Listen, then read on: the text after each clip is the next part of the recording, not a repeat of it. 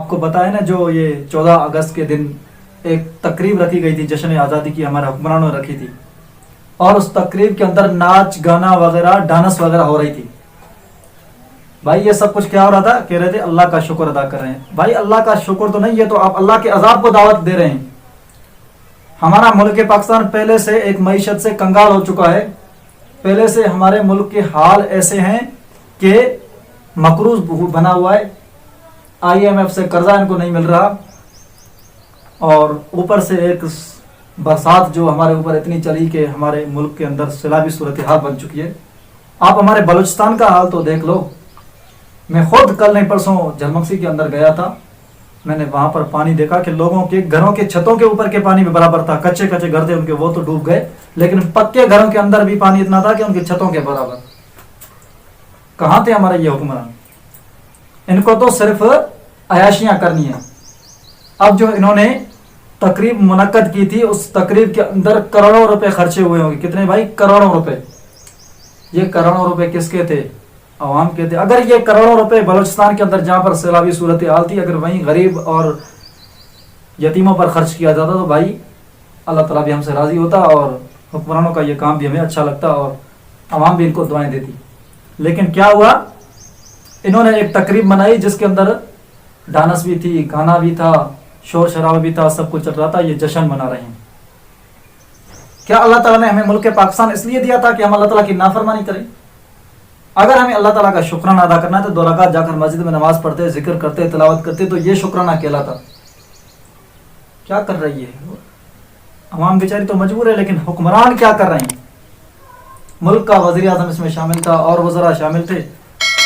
پھر انہوں نے ایک اور بھی اعتراض آج کل جو حضرت مولانا مفتی اسد مامون صاحب پر جو لوگ کر رہے ہیں، لوگ کہہ رہے ہیں کہ بھائی مفتی اسد مامون صاحب اس تقریب کے اندر شریک کیوں تھا؟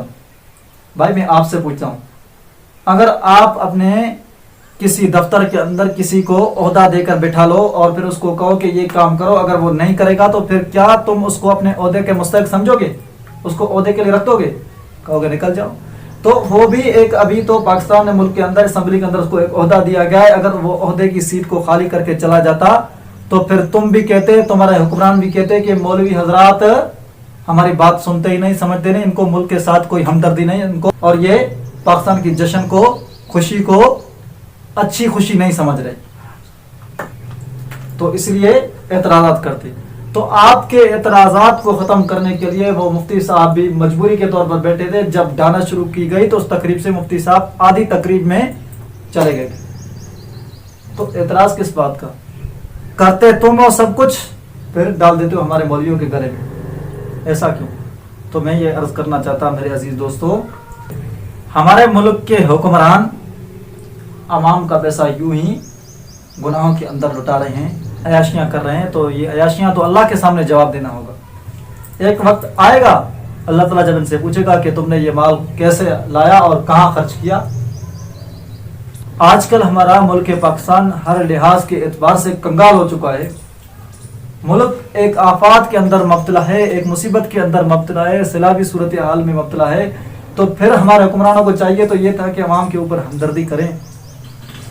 ایک طرف سے تو یہ خود ہمارے سامنے بیان کرتے ہوئے کہہ رہے ہیں کہ بھائی ملک پاکستان کی معیشت برابر نہیں ہے، ہمارا ملک بہت مقروض ہو چکا ہے، اس لیے ہم مجبور ہیں۔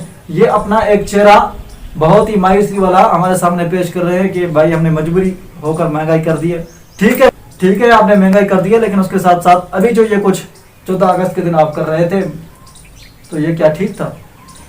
بالکل ٹھیک نہیں تھا۔ اس لیے حکمرانوں کو چاہیے کہ عوام سے وہ معافی مانگیں۔